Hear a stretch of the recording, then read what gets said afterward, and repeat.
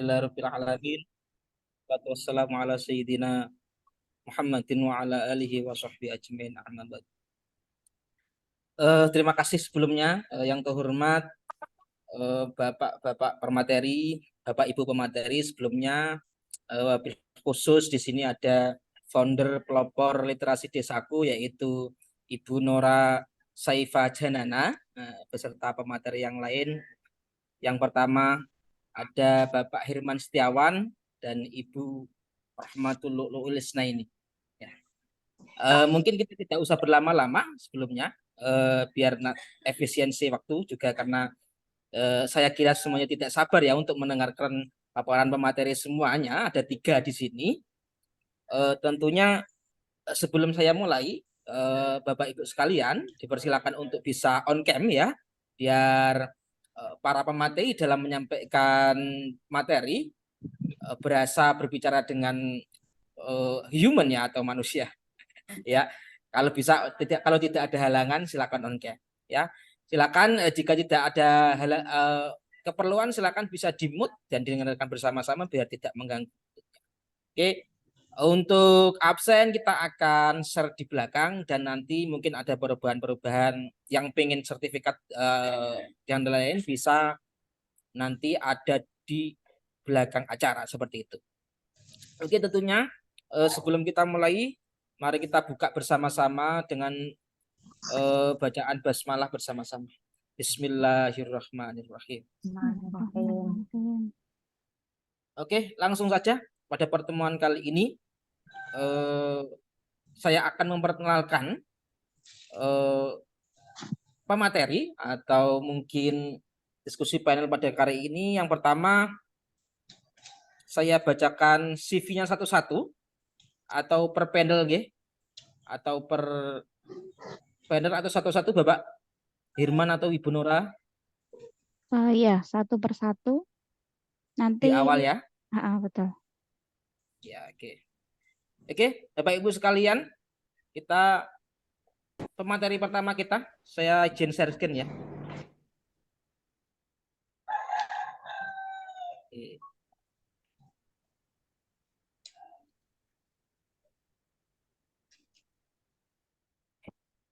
Mohon maaf, salah.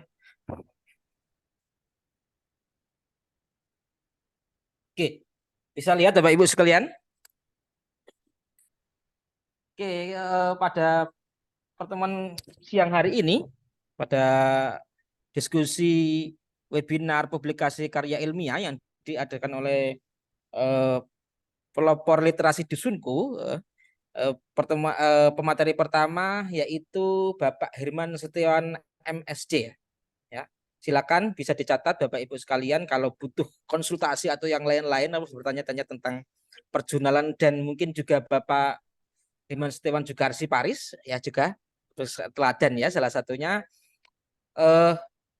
bisa dicatat nomor HP-nya 081 904 177 073 ya. Beliau juga aktif sebagai reviewer jurnal nasional, banyak sekali di sini ya, ada 5, super sekali. Yang pertama ada Jurnal Abdi Pustaka Isi Jogja, yang kedua Jurnal Hazanah, Jurnal Pengembangan Kearsipan UGM, terus yang ketiga ada Jurnal Efisiensi Kajian Ilmu Administrasi UNY, yang keempat Jurnal Diplomatika, Jurnal Kearsipan Terapan UGM, yang kelima Jurnal Pendidikan Administrasi Perkantoran UNESA. Ya, super sekali. Selanjutnya pemateri kedua kita, atau menyampaikan materi dulu Pak Hirman. Halo Pak Hirman. Gimana Mas? Saya bacakan CV-nya dulu semuanya ya. Oh iya, itu Ya, nanti begitu Mas Herman. narsum pertamanya Mbak Nora, karena Oh iya urutannya ya. begitu. Ya. Ya mohon maaf, saya lupa. Oke. Untuk narsum yang selanjutnya yaitu Ibu Nora Saifa Janana. Ya, namanya panjang sekali ya Ibu ya. Super sekali. Bisa dibaca bareng-bareng teman-teman ya. Ibu Nora lahir di Magelang, orang Magelang, sekarang aktif mengajar di MPI ya, Manajemen Pendidikan Islam di UIN Sunan Kalijaga, Yogyakarta. Ya, ini penelitiannya banyak sekali dan juga pengabdiannya salah satunya di pelopor literasi dusunku ya sebagai penyelenggara pada acara siang hari ini.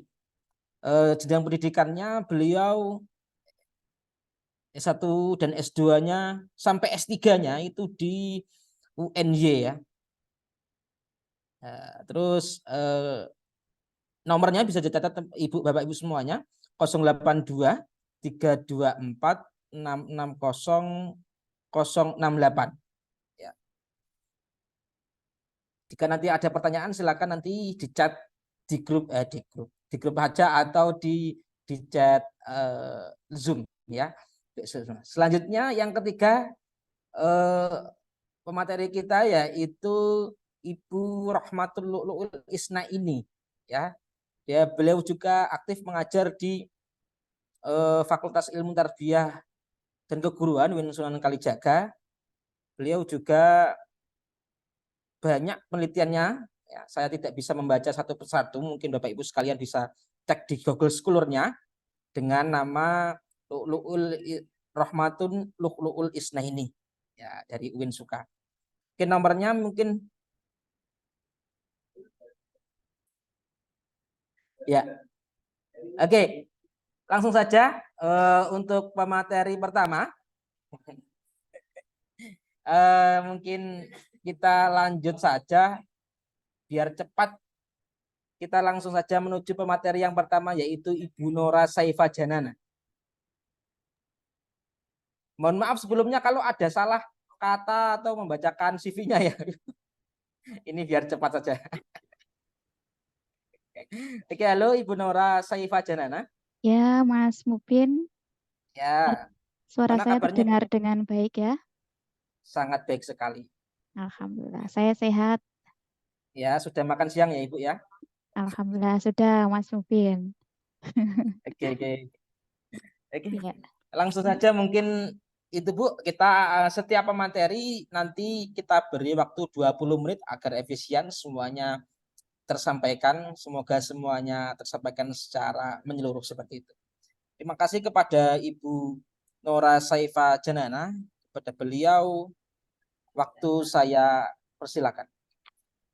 Baik, terima kasih Mas Muhammad Nurul Mubin. Beliau ini lucu sekali ya. Hiburan kita di siang hari. Oke, terima kasih atas pengantarnya Mas Mubin. Bapak Ibu, salam kenal. Izin saya share screen. Ya. Betul tadi yang disampaikan oleh Mas Muhammad Nurul Mubin. Di sini saya selaku founder dari pelopor literasi dusunku dan yang membantu untuk terselenggaranya webinar publikasi karya ilmiah gitu. Nah, kemarin ketika kita membaca flyer Bapak Ibu, di situ tertulis bahwa kita akan mengulik bagaimana publikasi artikel ilmiah, karya ilmiah itu produk dari mini riset, skripsi, juga tesis begitu. Nah, saya harap di sini Bapak Ibu sudah pernah melakukan salah satu penelitian tersebut, penelitian baik berbentuk mini riset, kemudian skripsi dan juga tesis supaya ke depan itu ada gambaran apa yang perlu dilakukan begitu, bagaimana merubah hasil laporan mini riset itu atau skripsinya atau tesisnya itu ke dalam sebuah karya ilmiah begitu. Ya, di sini saya perkenalan dulu ya, walaupun tadi sudah disinggung oleh Mas Muhammad Nurul Mubin. Ini adalah sekilas perkenalan saya. Saya saat ini aktif di UIN Sunan Kalijaga. Kemudian saya juga menjadi editor di salah satu jurnal yang diselenggarakan program studi manajemen pendidikan Islam, yakni Jurnal Manajeria, Jurnal Manajemen Pendidikan Islam. Kemudian, nah ini adalah akun Scholar saya, Bapak Ibu. Alhamdulillah beberapa tahun terakhir ini saya berhasil menerbitkan walaupun dalam bentuk kelompok ya, karena saat ini memang sedang dituntut untuk berkolaborasi begitu. Jadi sangat baik ketika kita publikasi dalam bentuk kelompok. Nah, kemudian ini untuk risetnya, Mungkin Bapak Ibu juga punya akun, nanti kita bisa saling follow Bapak Ibu. Nah, kemudian ini untuk akun Sinta saya. Nah, saya baru punya akun Sinta. Kalau untuk akun Scopusnya saya belum, karena sampai saat ini kebetulan saya belum berhasil untuk publis di jurnal internasional begitu. Jadi nanti dua narasumber yang selanjutnya ini insya Allah sudah lebih mahir gitu dalam hal publikasi baik nasional maupun internasional. Nah, untuk yang pertama ini saya akan sharing kaitan dengan 6 konten. Yang pertama adalah bagaimana menyusun judul sebuah artikel. Kemudian yang kedua adalah bagaimana menyusun abstrak. Kemudian yang ketiga itu bagaimana menyusun pendahuluan. Kemudian yang keempat terkait dengan penyusunan metode penelitian. Kemudian yang kelima itu menyusun hasil dan pembahasan. Dan yang keenam itu adalah bagaimana menyusun simpulan. Gitu. Jadi ini adalah gambaran apa yang akan saya sharingkan selama mungkin 15 menit ke depan. Gitu. Kemudian ya, secara garis besar Bapak Ibu, artikel ilmiah itu punya kerangka semacam ini. Jadi di bagian atas sendiri ada abstrak, kemudian setelahnya ada introduction, kemudian ada metodologi, kemudian ada result, dan juga discussion. Ini secara garis besar. Jadi seringkali ketika Bapak Ibu itu mungkin mencari-cari jurnal tujuan untuk publikasi, setidaknya komponen-komponen ini pasti ada. Pasti diminta begitu. Pasti diminta. Namun pada kenyataannya ada beberapa perbedaan. Jadi si jurnal itu punya kebebasan untuk menentukan template-nya mau seperti apa. Apakah nanti bagian metodologi itu tidak punya sub sendiri, ataukah metodologi itu dijadikan satu dalam introduction gitu. Jadi kali pertama ketika Bapak Ibu akan publikasi artikel, Bapak Ibu perlu menentukan jurnal tujuannya supaya tahu seperti apa struktur dari paper yang akan kita tulis begitu. Kan kalau misal skripsi atau mini riset, laporan penelitian ataupun itu tesis begitu ya, itu kan sangat banyak sekali subbabnya begitu. Dari pendahuluan yang itu nanti ada identifikasi masalah, kemudian ada fokus masalah, ada rumusan masalah. Nah, itu bagaimana menyatukan menjadi hanya 1, 2, 3, 4, 5 poin tersebut kayak gitu. Nah, kalau kita melihat lebih dalam Bapak Ibu, di sini kita bisa melihat dari lima struktur ini kita bisa melihat lebih dalam lagi. Nah, di bagian introduction itu kita bisa melihat problem umum di dalam masyarakat. Jadi di dalam introduction kita perlu menyampaikan problem umumnya seperti apa. Kemudian setelah itu literatur sintesis, kemudian problem dari penelitian kita, kemudian setelah itu kita bisa menyampaikan solusi atau metode yang kita gunakan, kemudian resultnya seperti apa, kemudian analisis dan diskusinya, dan juga yang terakhir adalah conclusion. Ini adalah jabaran ketika kita mau melihat lebih detail susunan dari struktur paper kita.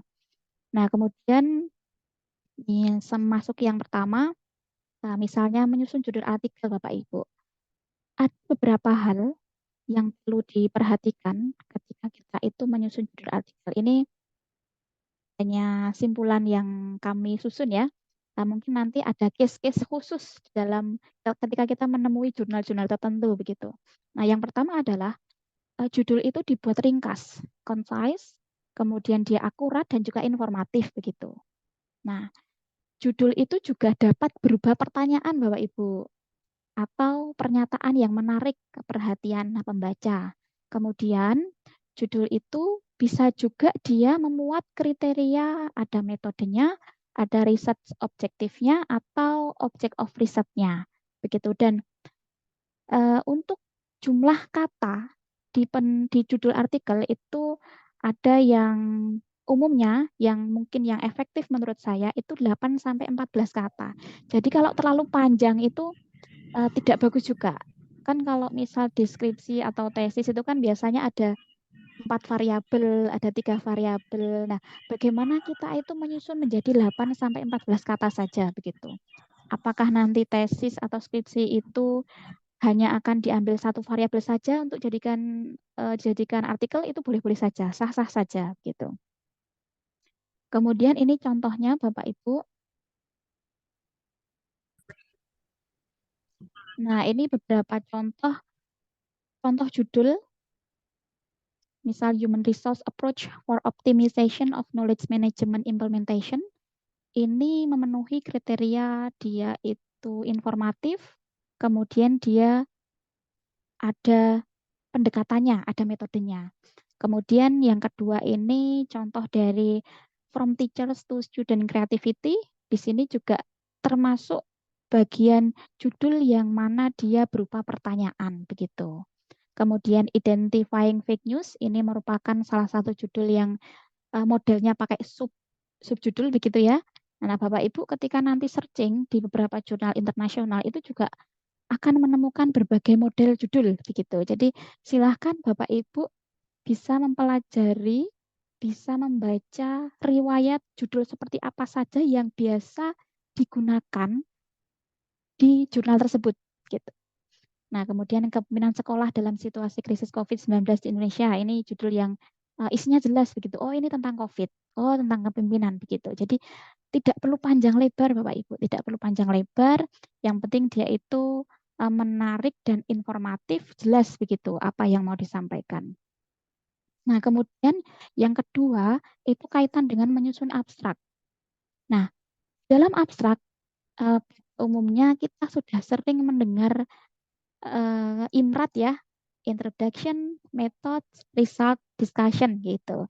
Ini sering kali teman-teman kalau belajar artikel ilmiah pasti ini disebut karena ini adalah kerangka umum dari sebuah struktur paper. Nah, di dalam abstrak dia adalah gambaran dari IMRAT-nya itu.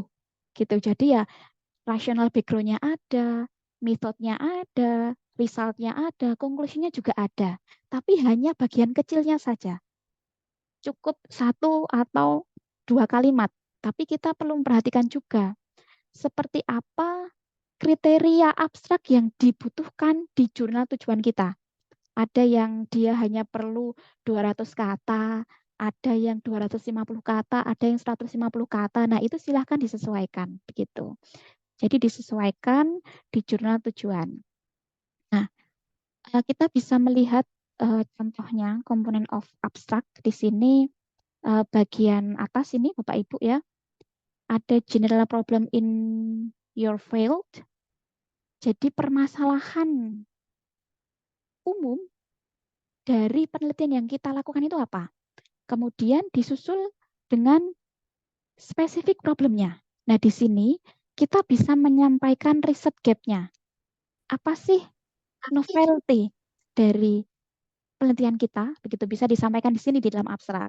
Kemudian setelah itu metodenya, kemudian hasilnya, dan juga conclusion atau implikasi. Bapak Ibu di sini bisa menyampaikan satu saja kalimat implikasi dari penelitian. Gitu. Jika hasil penelitian itu digunakan secara umum, seperti apa gitu penerapannya. Nah, ini contoh yang dalam bahasa Indonesia ya, Bapak Ibu bisa melihat. Ya, di sini di bagian yang putih ini merupakan permasalahan umum dan juga mengerucut pada permasalahan khusus. Kemudian di situ ada tujuan penelitian yang hanya satu kalimat. Kemudian ada metode penelitian. Nah, ini kan yang permasalahan ini bisa kita ambil dari pendahuluan, dari skripsi ataupun tesis begitu. Kemudian untuk tujuan penelitian itu bisa kita ambil dari salah satu rumusan masalah. Itu rumusan masalah yang sudah kita tentukan. Kemudian di bagian metode itu silahkan ringkas metode yang panjang lebar itu menjadi hanya mungkin 2 atau 3 kalimat. Yang penting dia memenuhi ada bagaimana teknik pengumpulan datanya, bagaimana teknik analisisnya. Dan yang terakhir di situ ada hasil dan implikasi dari penelitian. Nah, jangan lupa Bapak Ibu, di situ juga ada kata kunci. Kata kunci itu adalah hal yang memudahkan kita mencari di Google gitu ya. Sederhananya begitu. Jadi kata kunci apa ketika pembaca itu mudah mencari di dalam dunia maya begitu. Oke, selanjutnya adalah menyusun pendahuluan. Di sini ada beberapa trik Bapak Ibu. Ya, ada 8 trik yang saya singkat. Yang pertama adalah merumuskan pentingnya topik secara global. Nah, di masyarakat ya, secara global di masyarakat. Nah, contoh kalimat yang bisa dipakai yang berwarna kuning ya Bapak Ibu ya, di sini sudah saya tandai warna putih dan kuning. X adalah komponen kunci dari Y. X merupakan aspek penting dari bla bla bla kayak gitu. Nah, itu salah satu contoh bagaimana kita menuliskan rumusan pentingnya topik di dalam latar belakang, di dalam introduction tadi. Kan ada introduction, kemudian ada method, ada result and discussion ya, tadi struktur besar dari sebuah artikel. Kemudian yang kedua adalah merumuskan pentingnya topik untuk disiplin ilmu. Contoh kalimatnya, kata-kata yang bisa kita pakai, X telah lama menjadi pertanyaan yang sangat menarik di berbagai bidang. Atau selama 1 abad terakhir telah terjadi peningkatan dramatis dalam apa gitu, semacam itu. Nah, Bapak Ibu bisa menggunakan contoh-contoh kalimat ini. Kemudian merumuskan penelitian-penelitian terdahulu. Jadi urutannya setelah kita bahas secara global di masyarakat, kemudian kita masuk kepada disiplin ilmu, kemudian kita masuk pada penelitian, kajian-kajian penelitian terdahulu. Nah, ini bagian nomor 3 ini Bapak Ibu bisa mengambil dari kajian literatur ya, kan deskripsi tesis itu kan ada bagian itu. Nah, itu dimasukkan dalam introduction begitu.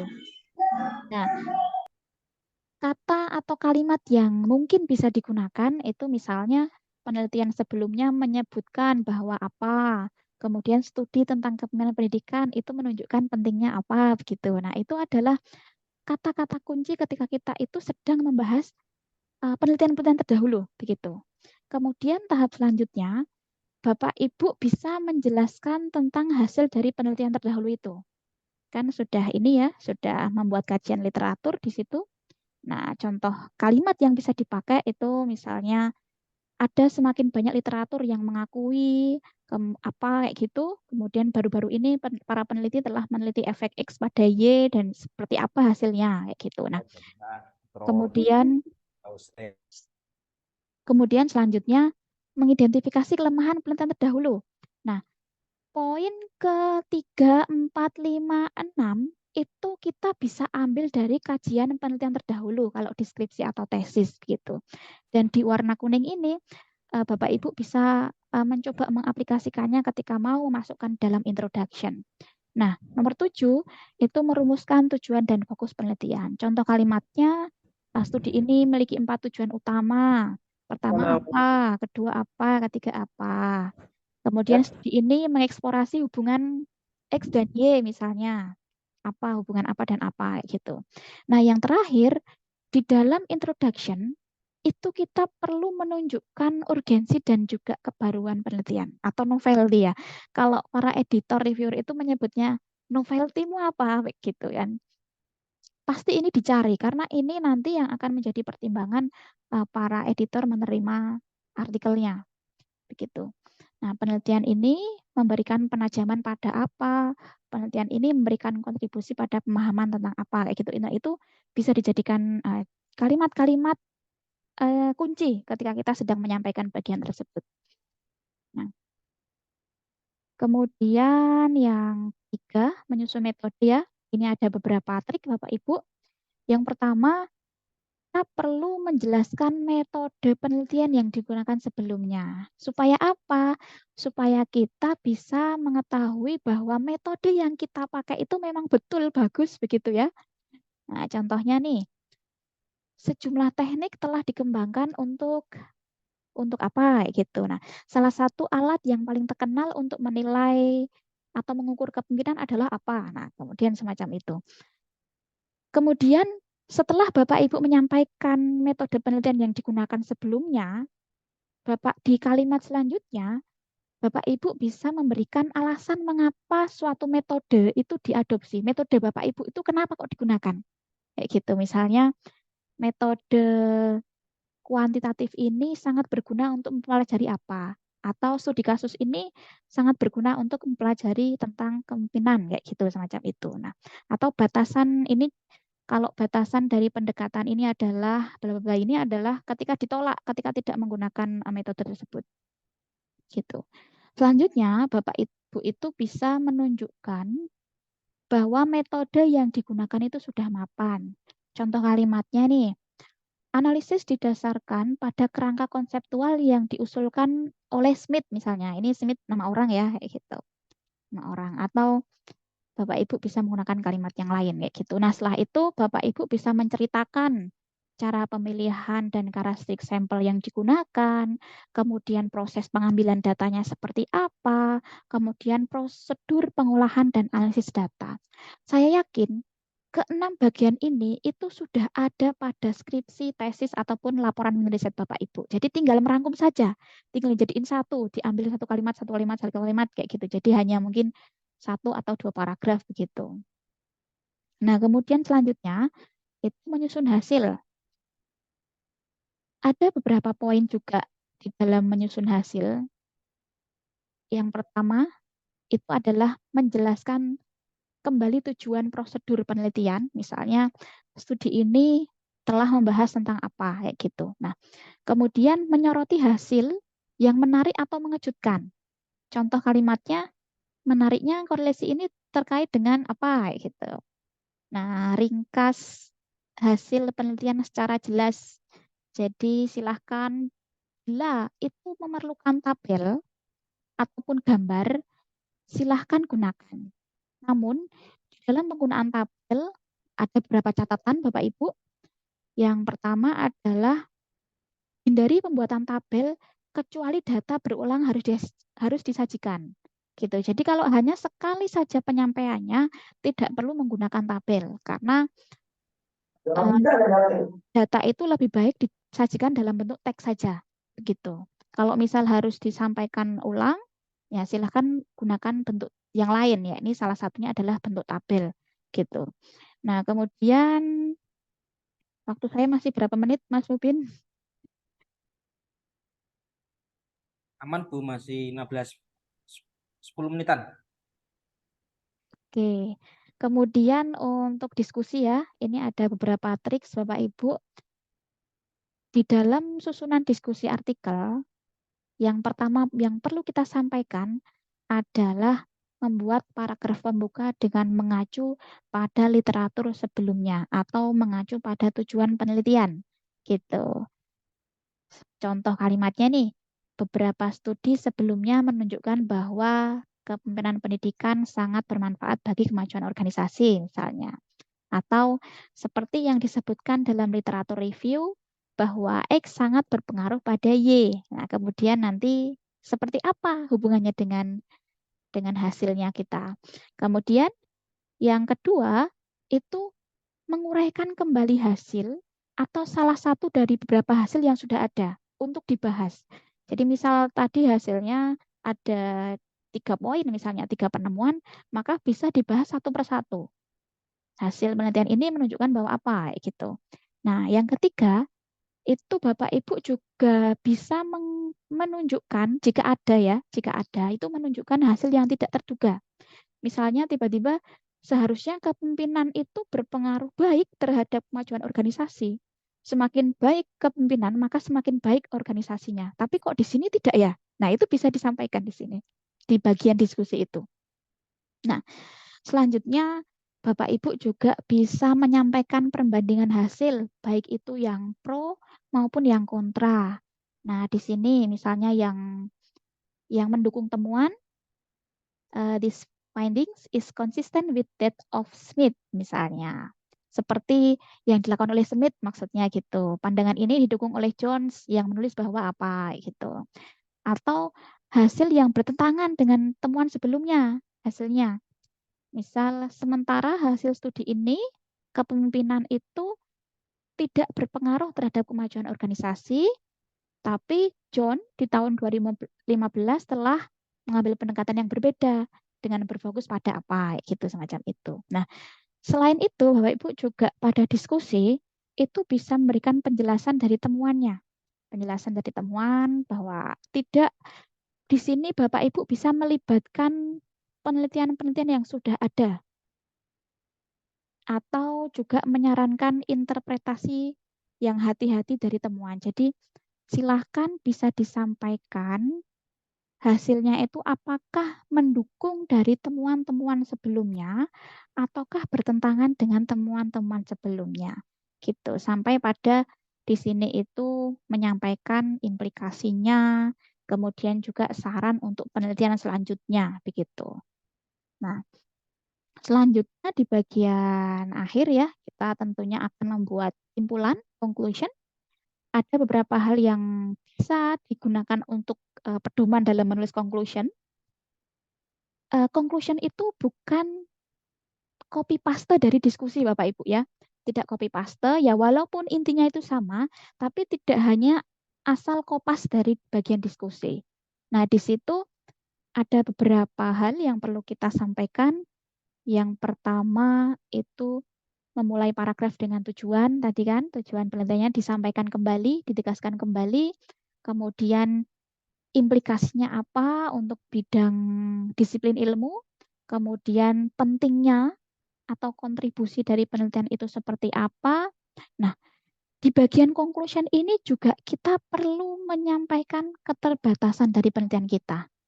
Misalnya kita terbatas waktu, keterbatasan itu banyak sekali. Ada segi waktunya, kemudian ada segi metodenya, ataupun pengambilan data sampelnya hanya berapa, mungkin populasinya yang kurang menyeluruh, begitu semacam itu. Jadi silakan disampaikan keterbatasan itu. Kemudian keterbatasan itu bisa digunakan sebagai bahan untuk memberikan rekomendasi untuk penelitian yang akan datang. Misalnya nih, hanya penelitian yang saya lakukan itu sampelnya atau informannya hanya sebatas satu kota kayak gitu ya. Nah, rekomendasi untuk penelitian yang akan datang itu bisa direkomendasikan misal dalam satu provinsi atau mungkin lebih luas lagi gitu. Sampel dari masing-masing provinsi di Indonesia itu bisa diambil kayak gitu. Itu adalah salah satu contoh dari rekomendasi. Nah, selain rekomendasi untuk penelitian yang akan datang, jika hasil penelitian itu bisa kita praktikkan atau digunakan secara praktis sebagai bahan naskah akademik di dalam pembuatan kebijakan, kita juga bisa menyampaikan di situ. Begitu. Jadi misalnya tadi kepemimpinan pendidikan belum tentu berpengaruh terhadap kemajuan ya tadi hasilnya yang sangat mencolok, yang tidak biasa begitu. Itu kemudian kebijakannya seperti apa untuk memilih pemimpin, kebijakannya seperti apa untuk kemajuan organisasi begitu. Semacam itu Bapak Ibu. Kemudian di sini sedikit untuk referensi nanti akan dijelaskan lebih lanjut oleh narasumber yang lain.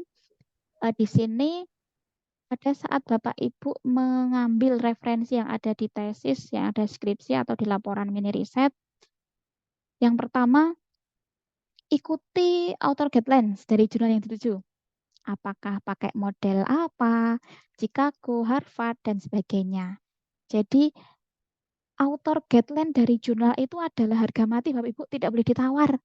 Kita kalau pengen artikel kita diterima, maka kita ikuti aturan dia, gitu ya. 3 menit lagi, Nora. Oh baik, Mas Mubin. Kemudian gunakan referensi 5 tahun terakhir. Atau kalau memang referensi teori baku dan itu belum diperbarui, boleh saja, sah-sah saja ketika menggunakan referensi lama. Kemudian Bapak Ibu juga bisa menggunakan reference management. Kalau saya seringnya pakai Zotero atau Mendeley, kalau EndNote saya belum pernah. Kemudian yang terakhir, ketika kita menulis citasi itu supaya tersistematis, Bapak Ibu bisa mengurutkannya dari tahun yang awal. Nah, contohnya menurut Agus Wibowo 2018, Bagus Sandi 2019, dan Siti Fatimah Zahro 2020, intensi berpengaruh signifikan terhadap kesiapan siswa berwirausaha gitu. Jadi tahun-tahun yang awal dulu yang disampaikan, nah, supaya urut ya gitu. Tidak dari Zahro dulu 2020, tiba-tiba loncat ke 18, kemudian 19 tidak, tapi urutan dari yang awal yang kita gunakan begitu. Oke, mungkin itu yang bisa saya sampaikan. Terima kasih atas kesempatannya. Waktu saya kembalikan ke Mas Mubin. Terima kasih Mas Oke, Mubin. sama-sama Ibu Nora ya. Terima kasih kepada pemateri yang sangat super sekali pada siang hari ini yang kelihatannya semangat ya pada pertemuan kali ini yaitu Ibu Nora ya. Pada intinya bagian judul abstrak pendahuluan atau pendahuluan itu adalah hal yang penting karena di situ menunjukkan bagaimana novelty sebuah artikel dan bagaimana ketertarikan reviewer terhadap artikel tersebut. Jadi jika pendahuluan teman-teman itu tidak merepresentasikan isi atau tidak menunjukkan novelty, maka menjadi lemah di pandangan reviewer seperti itu. Oke, jika ada pertanyaan Bapak Ibu sekalian bisa ditanyakan di kolom chat ya. Nanti kita bacakan di akhir dan dijawab satu persatu dengan sabar oleh pemateri pada siang hari ini. Oke, terima kasih Ibu Nora sebelumnya. Silakan bisa minum air dulu jika tidak puasa. Baik, terima kasih Mas Mubin. Karena kelihatannya di AC-nan itu rada dingin ya. Betul, betul. Oke, alhamdulillah semakin siang semakin ramai pada pertemuan kali ini. Tentunya semakin antusias. Langsung saja, tidak sabar lagi kita pemateri yang kedua yaitu Bapak Herman Setiawan. Halo Bapak Herman. Halo Mas, selamat siang. Assalamualaikum. Oke, tidak usah berlama-lama. Tentunya CV-nya sudah saya sampaikan di awal. Nanti bisa dilengkapi oleh beliau, diperkenalkan diri sendiri dan pengalaman beliau. Kepada Bapak Herman Setiawan, waktu saya persilakan. Oke, Bismillahirrahmanirrahim. Assalamualaikum warahmatullahi wabarakatuh. Waalaikumsalam warahmatullahi wabarakatuh. Mas Mubin, suara saya terdengar jelas dan tampilannya juga terlihat jelas di situ. Oke, selamat siang Aman-aman. teman-teman semuanya, Bapak Ibu guru ya. Di sini banyak, kemudian para mahasiswa juga beberapa peneliti. Ada juga saya lihat ada beberapa pengelola jurnal yang ikut acara ini ya. Kami ucapkan selamat datang di pengabdian kami dalam rangka berbagi pengetahuan dan pengalaman. Kalau tadi Bu Nora tadi menyampaikan tentang bagaimana buat judul, bagaimana abstrak itu, introduction, kemudian methodnya seperti apa, result discussionnya seperti apa, sampai dengan membuat simpulan. Kalau kali ini saya ingin fokus pada tips manajemen referensi. Bagaimana referensi itu dimanage, kemudian dia bisa mendukung kualitas tulisan. Kalau tulisan Anda tidak ada referensinya, itu dipastikan tulisan Anda lemah sekali karena dia hanya berdasarkan opini. Kalau Anda mencerpen, Anda menulis tajuk rencana, menulis puisi itu tidak perlu referensi ya, tapi kalau karya ilmiah tentunya harus dengan referensi. Oke, ini CV saya tadi sudah dibacakan Mas Mubin. Kalau Bapak Ibu, teman-teman semuanya ingin menghubungi itu ada alamat email dan nomor HP yang saya cantumkan di sana. Oke, yang pertama adalah strategi menulis karya ilmiah. Ya, menulis dengan senang dan tidak puyeng. Bagaimana caranya? Karena biasanya orang itu mau belajar menulis atau mulai menulis itu mau mulai dari mana? Biasanya orang menerapkan berbagai strategi. Yang pertama adalah dia membuat judul, sibuk sekali membuat judul. Kemudian ketika judulnya sudah dia yakin bagus, lalu dia membuka laptop atau membuka komputer, dia menulis sambil berpikir. Jadi tangannya itu berada di atas keyboard, kemudian kepalanya itu menerawang kemana-mana. Ini strategi yang umum digunakan, dan ini akan membuat setiap penulis itu kebingungan. Mau nulis apa? Selain itu, nanti tulisan Anda itu kalau strateginya seperti ini, nanti Anda akan loncat-loncat. Tadi ngomongin ini, ngomongin A, terus ngomongin B, nanti di paragraf berikutnya ngomongin A lagi. Nah, itu menjadi sulit untuk dikembangkan. Lalu strategi yang kedua, ini tidak membuat judul dulu. Jadi penulis itu menentukan tema dulu, kemudian dia membuat kerangka, kemudian dia buka laptop menulis sambil mencari referensi. Nah, ketika saya menulis tentang definisi, misalnya definisi pendidikan, kemudian saat itu juga saya mencari referensi pendukungnya. Selesai nanti saya menulis paragraf berikutnya tentang tantangan pendidikan, cari referensi lagi, jadi bolak-balik. Baru yang terakhir dia membuat judul. Kemudian yang ketiga, ini yang sering saya terapkan, ya, yang sering saya terapkan itu, saya yang pertama menentukan tema dulu. Saya mau nulis apa nih? Mau nulis tentang kewirausahaan, mau menulis tentang merdeka belajar, mau menulis tentang perpustakaan, mau menulis tentang manajemen. Saya tentukan dulu temanya. Kemudian yang kedua, itu kumpulkan referensi sebanyak-banyaknya tentang tema kita. Kalau tema kita tentang kearsipan, yang kumpulkan tentang kearsipan. Lebih spesifik lagi, misalnya kearsipannya ke dalam preservasi, misalnya preservasi arsip, maka saya kumpulkan tentang preservasi arsip. Atau misalnya tentang wirausahaan pendidikan, ya, fokus di situ. Kemudian setelah mengumpulkan referensi, buat bank referensi. Apa itu bank referensi? Coba nanti saya terangkan ya. Berikutnya, baru setelah membuat bank referensi itu, kita membuat kerangka penulisan, kemudian barulah kerangka itu dikembangkan menjadi sebuah tulisan. Baru kita menulis setelah itu. Nah, setelahnya, terakhir itu baru kita membuat judul. Kenapa judul ada di akhir? Karena judul itu akan berubah-ubah sesuai dengan alur dari apa yang kita tulis. Nah, siapa dari teman-teman, Bapak Ibu, ini yang nulis judul itu di depan. Nah, ini strategi yang kurang tepat. Oke, saya ingin menyampaikan fokus strategi ketiga ya, teman-teman ya.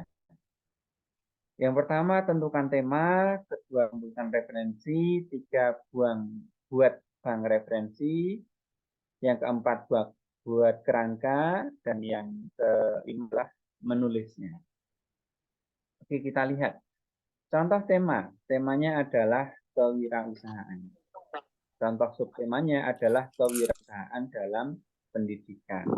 Kalau kita sudah menentukan tema ini, lalu kita mengumpulkan referensi dan membuat bank referensi. Untuk satu artikel, saya sarankan minimal 30 referensi jurnal ilmiah dan beberapa buku.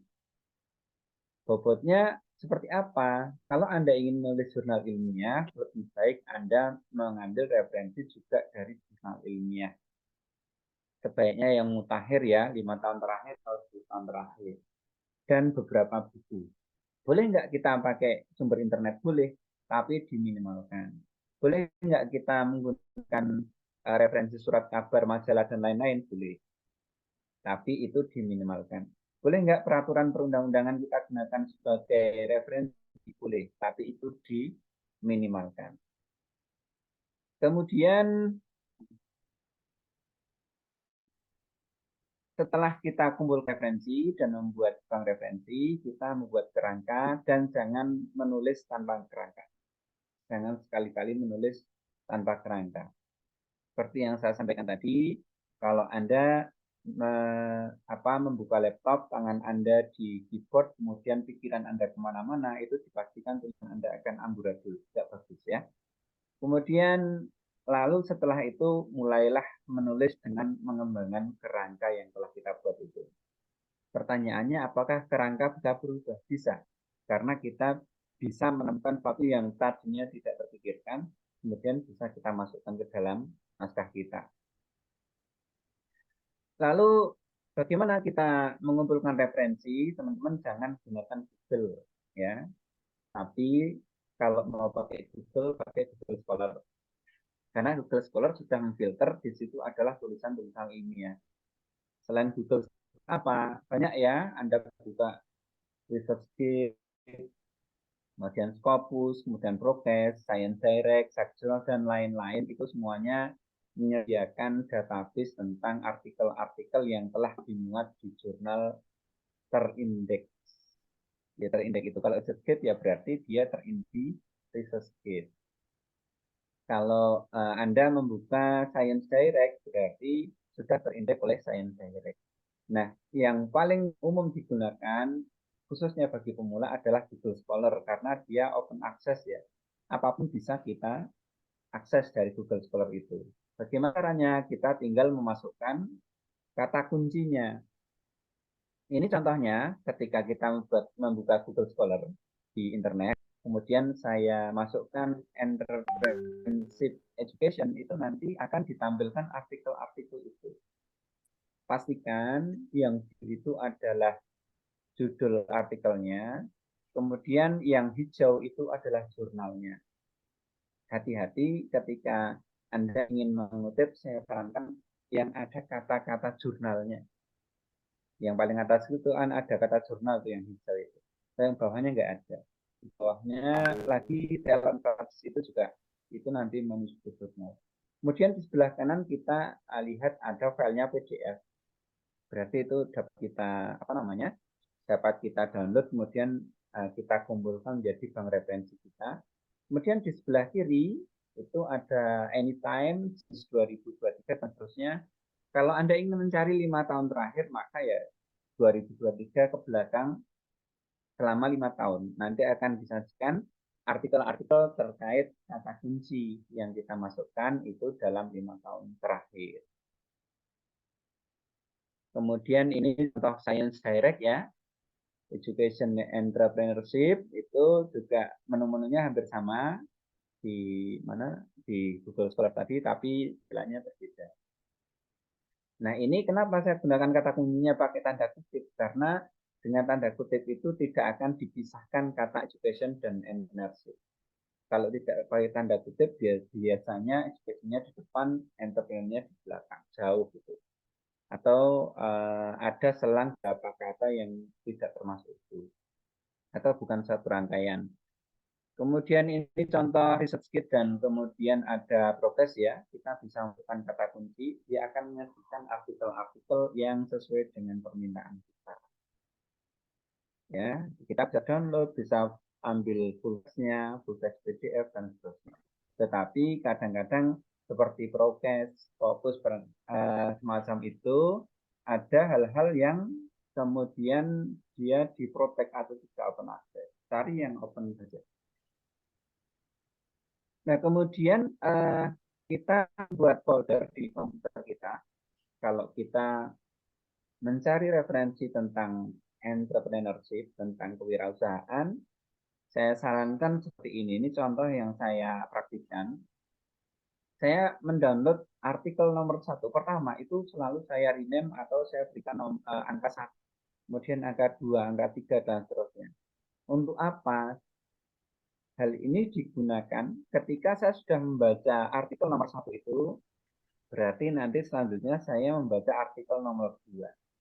Kemudian artikel nomor 3 urut dari 1 sampai terakhir.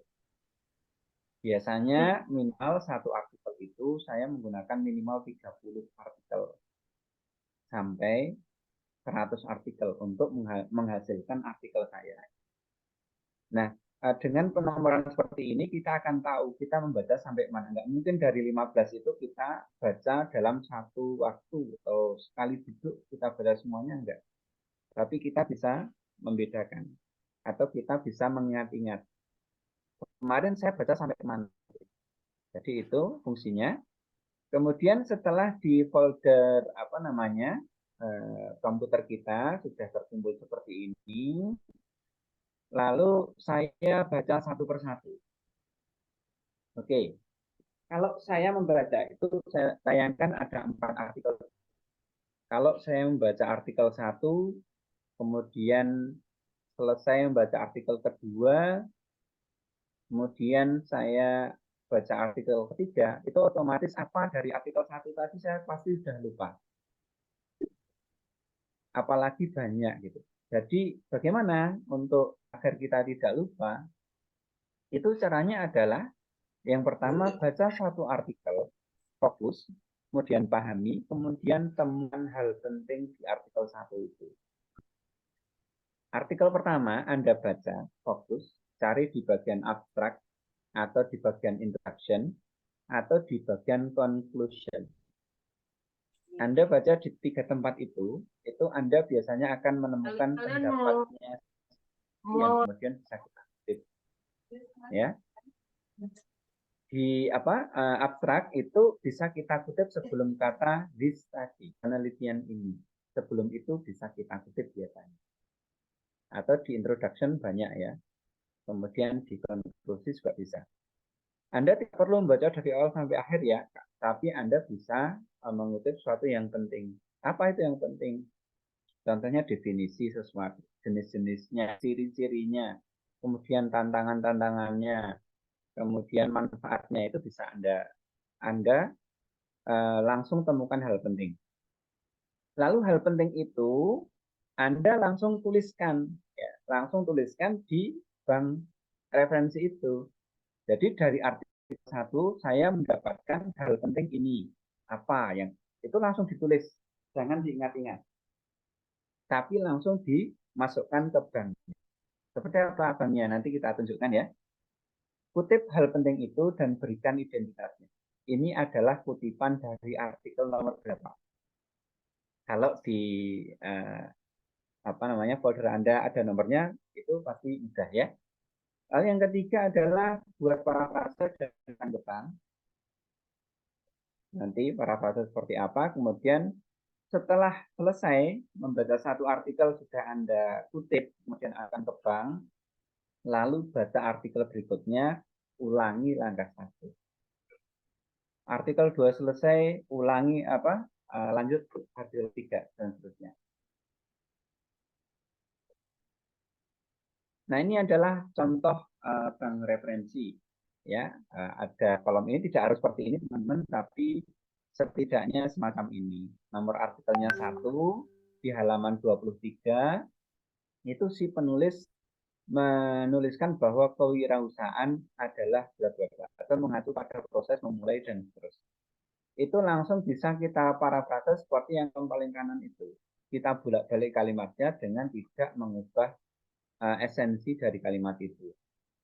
Nah, kemudian kita membuka artikel kedua. Artikel kedua itu penulis di halaman 56 itu menuliskan elemen kewirausahaan. Itu lalu kita parafrase seperti itu. Lalu setelah selesai kita buka artikel ketiga dan seterusnya sampai artikel 4 sampai artikel terakhir. Nah, ketika ada di kolom hal seperti ini ada definisi, ada elemen, ada definisi lagi, ada elemen lagi, maka yang satu pun atau jenis kita satukan. Artinya artikel nomor 3 itu harusnya gabung dengan artikel nomor 1. Artikel 2 itu gabung dengan artikel nomor 4. Ini contoh aja ya teman-teman. Oke, kemudian setelah kita membuat bank yang isinya banyak, minimal 30 tadi, syukur-syukur 100 atau 150, lalu kita membuat kerangka semacam ini. Di latar belakang saya ingin menyampaikan gambaran kewirausahaan, manfaatnya, tantangannya, kemudian dan seterusnya. Kemudian di tinjauan pustaka ada definisi kewirausahaan, definisi wirausahawan, elemen-elemen kewirausahaan, dan seterusnya. Nah, setelah seperti ini, nanti kita baru mulai menulis tuh. Dari gambaran kewirausahaan itu, latar belakang itu, kita menulis, kita kembangkan menjadi satu alinea atau beberapa alinea. Lalu nanti kita melihat di bank itu, apakah ada kutipan kita yang mengerjakan tentang kewirausahaan, lalu kita masukkan ke poin itu. Lalu ketika kita menulis tentang manfaat, ya kita konsentrasi tentang manfaat. Kita lihat apakah di bank itu ada yang menyebutkan tentang manfaat kewirausahaan. Kalau ada, kita comot semuanya, kita masukkan ke dalam situ. Lalu dituangkan ya, setelah kita tadi membuat kerangka, kita menuangkan apa yang kita kutip itu. Misalnya seperti ini. Yang warna ungu dan warna hijau itu adalah kutipan. yang ada di bank referensi. Sementara yang hitam itu adalah kalimat saya sendiri. Berbagai teori tentang kewirausahaan banyak dibahas dalam penelitian ilmiah. Kewirausahaan adalah kegiatan memulai dan mengelola bla bla bla, kemudian diakhiri dengan setiawan, 2022.223. Itu artinya adalah yang umum itu adalah artikel yang dikutip dari Setiawan yang diterbitkan oleh jurnal pada tahun 2022 pada halaman 23. Ada banyak macamnya, kadang pakai huruf P juga ya, 2022, P23. Dan yang hijau itu misalnya Janana mengatakan berpendapat bahwa kewirausahaan adalah bla bla bla. Seperti tadi yang disampaikan oleh Bung Ra tadi, kita urutkan dari tahun yang tertua, kemudian tahun yang lebih muda. Lalu kita tutup lagi kalimat atau paragraf itu dengan sintesa dari kita. Dari berbagai teori tersebut, dapat dirumuskan atau dapat disintesakan atau dapat disimpulkan bahwa kewirausahaan adalah bla bla. Saya sarankan untuk menggunakan Zotero, Mendeley, EndNote, dan manajer referensi yang lain. Ya, ini kalau sempat waktunya nanti kita demo. Kemudian tadi sudah disampaikan juga yang terakhir kita membuat judul ya. Kalau saya tadi Mbak Nura sudah menyampaikan ternyata ada sedikit insight ya. Judul itu harus sesuai dengan dengan naskah. Karena reviewer pasti akan melihat kesesuaian antara judul dengan isi naskah. Kemudian judul yang unik ya, yang kekinian, yang potensial atau banyak dicari. Kemudian ringkas juga ya. Ringkas itu idealnya itu memang 14 kata. Di luar kata tugas. Kata tugas itu apa ya? Di, terhadap, sebagai itu termasuk ya. Nanti tidak termasuk dihitung biasanya. Nah, ini adalah contoh-contoh judul Membina Inovator Masa Depan titik 2, mengintegrasikan kewirausahaan ke dalam pendidikan. Kemudian judul yang kedua, memberdayakan siswa dengan keterampilan wirausaha di era masyarakat 5.0. Nah, ini agak unik ya. Masyarakat 5.0, kemudian dampak pendidikan kewirausahaan terhadap kesuksesan mahasiswa dan kesiapan karir, ini judul kuantitatif. Kemudian ada juga judul seperti ini, pedagogi inovatif titik 2, mengajar kewirausahaan untuk kemajuan perekonomian. Oke, saya kira demikian yang dapat saya sampaikan, Mas Mufin dan teman-teman. Nanti silahkan kalau ingin bertanya, ditampung dulu, nanti kita berikan jawaban berikutnya. Terima kasih. Assalamualaikum warahmatullahi wabarakatuh. Waalaikumsalam warahmatullahi wabarakatuh. Terima kasih kepada Pak Herman Setiawan telah menyampaikan materinya, jadi taktis sekali ya. Sangat runtut tadi bagaimana, karena basicnya Bapak Herman ini adalah seorang arsiparis, jadi memang sangat runtut sekali bagaimana kita diajari untuk membuat folder menamai file-file referensi kita sampai seperti itu biar terstruktur. Seperti itu teman-teman penyampaian dari Pak Herman ya. Terima kasih Pak Herman, silakan bisa minum kembali. Oh, udah kelihatannya udah minum ini. Oke. Kita beranjak ke pemateri selanjutnya, yaitu Ibu Rahmatul Lu'lu'ul Isnaini. Tapi sebelum itu, kepada peserta atau kepada audiens di sini semuanya yang ingin bertanya-tanya, silakan bisa ketik di kolom chat ya, atau nanti bisa raise hand langsung bertanya kepada live pemateri. Oke, untuk link absennya kita di akhir, jadi Bapak Ibu semuanya silakan pantengin kita sampai akhir pokoknya. Tidak ada yang dirugikan pada pertemuan kali ini, bahkan sangat bermanfaat. Oke, langsung saja, kita udah berlama-lama pada pertemuan kali ini, pemateri yang terakhir atau pemateri headliner. Enggak bercanda. Ada Ibu Rahmatul Lu'lu'ul Isnaini. Lu'lu' Isnaini. Mohon maaf ya Bu, itu namanya enggak ada itunya, spasinya masalahnya itu. Halo Ibu Lulu. Ya, halo Mas Upin, sehat? Ya, terima kasih Bu. Sudah siap Ibu? Insya Allah. Oke, terima kasih. Ini udah saya kasih Sekali lagi, spasi nih. sekali lagi mungkin ada pertanyaan bisa ditanyakan di kolom chat ya Bapak Ibu semuanya, dan absen akan dibagikan di akhir sesi setelah tanya jawab. Oke, seperti Oke. itu. Langsung saja kepada Ibu Rahmatun Lu'lu Isnaini. Kepada beliau waktu saya persilakan. Oke, baik. Terima kasih Mas Mubin atas waktunya. Bismillahirrahmanirrahim. Assalamualaikum warahmatullahi wabarakatuh. Waalaikumsalam warahmatullahi wabarakatuh. Alhamdulillah wa kafa wassalatu wassalamu ala sayyidil Mustafa wa ala alihi ahli syadaki wal wafa amma ba'du. Yang sama-sama kita hormati para narasumber, ada Bapak Herman Setiawan dari UGM, ada Ibu Nora Saifa Janana dari UIN Sunan Kalijaga Yogyakarta, dan juga moderator kita Mas, saya panggil Mas karena masih muda ya, Bapak Ibu, Mas Mubin. Dan juga yang kami hormati Bapak Ibu semuanya, sungguh luar biasa, sebuah kehormatan, sebuah kebanggaan saya bisa hadir di tengah-tengah Bapak Ibu semuanya. Ini seperti kalau dalam bahasa Jawa itu nguyai segoro Bapak Ibu. Mohon maaf nanti kalau yang saya sampaikan itu tidak sesuai dengan apa yang menjadi ekspektasi Bapak Ibu semuanya.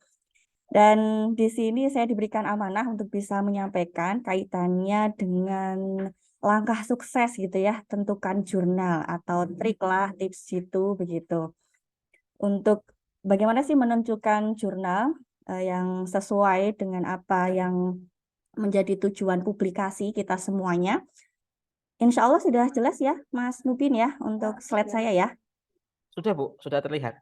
Oke, sudah terlihat. Baik, kenalkan Bapak Ibu, saya dari Fakultas Ilmu Tarbiyah dan Keguruan juga seperti Bu Nora begitu. Kita juga sama-sama sering berkumpul di rumah jurnal dengan Mas Mubin juga begitu ya. Kemudian saya juga sama-sama dari alma mater UNY begitu.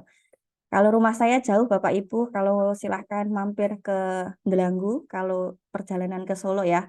Pasti kalau naik KRL itu lewat stasiun Delanggu begitu. Baik, itu sedikit perkenalan lah, biar tambah mengenal satu sama lain ya Bapak Ibu. Dan saya lihat di sini tuh dari berbagai instansi, dari universitas yang tidak hanya di sekitar Jogja, di luar Jogja juga sangat banyak sekali. Selamat datang Bapak Ibu semuanya.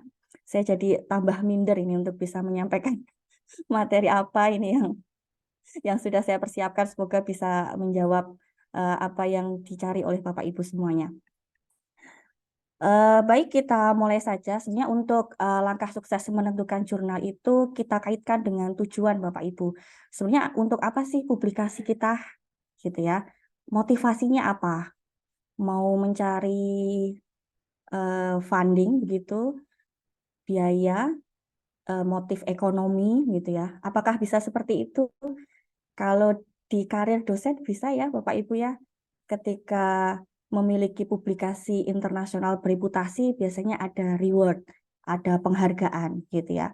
Atau kita untuk get promote atau untuk syarat PhD, untuk S3, misalnya Bu Nora di UNY itu diwajibkan ketika mau ujian terbuka itu harus punya satu publikasi dari jurnal internasional bereputasi misalnya.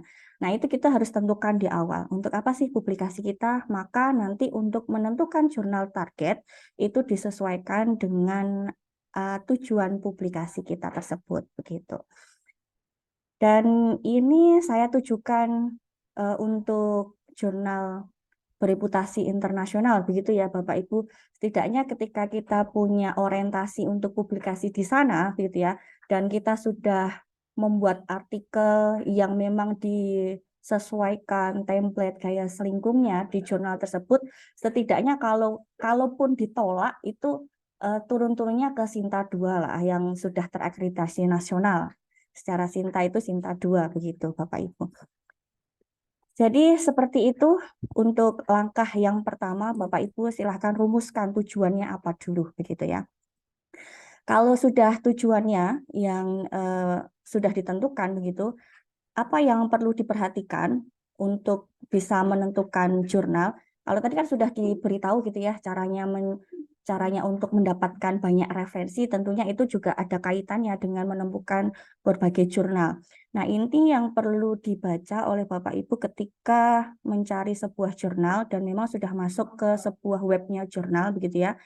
Yang perlu kita perhatikan yang pertama adalah jurnal scope-nya Bapak Ibu dan juga target audience. Ini sangat penting sekali sebagai langkah pertama apa yang perlu kita perhatikan.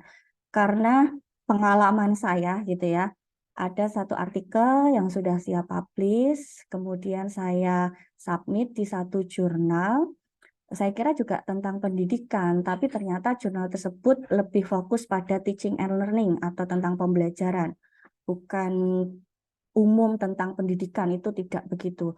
Sehingga ketika saya submit jam 11 itu 11.10 menit itu sudah ditolak begitu ya. Dan apa yang disampaikan oleh editor adalah artikel saya tidak masuk dalam scope jurnal begitu. Itu satu pengalaman yang memang harus menjadi perhatian pertama ketika mau submit ke salah satu jurnal Bapak Ibu. Kemudian untuk yang kedua itu harus memperhatikan visibility dan akses Bapak Ibu. Jadi apakah open access, apakah close access, itu silahkan menjadi perhatian Bapak Ibu. Biasanya kalau yang open access itu kemungkinan ada biaya yang perlu dibayarkan misalnya gitu ya. Atau yang close access itu yang seperti apa? Nah, itu nanti silahkan bisa diperhatikan pada awal memilih satu jurnal. Kemudian hal yang ketiga yang perlu diperhatikan adalah matrix dan juga ranking. Ini juga bisa dilihat di scopus.com atau di Simago misalnya gitu ya. Termasuk Q berapa begitu ya. Q2, Q3, Q4 misalnya. Kalau untuk syarat kelulusan PhD degree misalnya untuk S3, kalau Q4 itu takutnya nanti discontinue begitu ya. Makanya harus dipersiapkan itu cari yang memang jurnalnya lebih tinggi gitu ya, agar kemungkinan discontinue-nya tidak begitu besar gitu ya. Kalau untuk Q4 kemungkinannya kan kalau bisa discontinue kan lebih mudah gitu. Kemudian hal keempat Bapak Ibu yang perlu diperhatikan adalah publication speed. Ini juga bisa dilihat di historinya. Ya, banyak jurnal internasional bereputasi yang memang menyantumkan publication speed-nya. Misalnya artikel ini diterima bulan apa, kemudian direview tanggal berapa, kemudian sampai pada accepted, sampai pada publication itu tanggal berapa, itu biasanya ada yang menuliskan seperti itu di bagian artikelnya. Nah, itu juga bisa menjadi pertimbangan Bapak Ibu ketika kalau memang untuk publikasi ini dibutuhkan secepatnya. Kalau publication speed-nya itu cukup lama gitu ya, harus menunggu tahunan. Nah, itu padahal untuk bisa ujian terbuka 6 bulan di depan itu kan juga nanti menghambat juga gitu ya. Jadi silahkan bisa memperhatikan publication speed-nya. Kemudian juga bisa diperhatikan accept atau reject rates-nya Bapak Ibu. Itu juga bisa dilihat di Scopus gitu ya. Atau di jurnal tersebut juga bisa gitu ya, di web jurnal tersebut juga bisa. Jadi berapa persen sih artikel yang masuk di jurnal tersebut itu diterima dan berapa persen yang ditolak itu juga ada. Kenapa ini menjadi pertimbangan? Karena kalau memang banyak yang ditolak begitu ya kan berarti seleksi artikelnya cukup kompetitif begitu ya. Jadi ini bisa menjadi pertimbangan Bapak Ibu ketika ingin memilih sebuah jurnal begitu.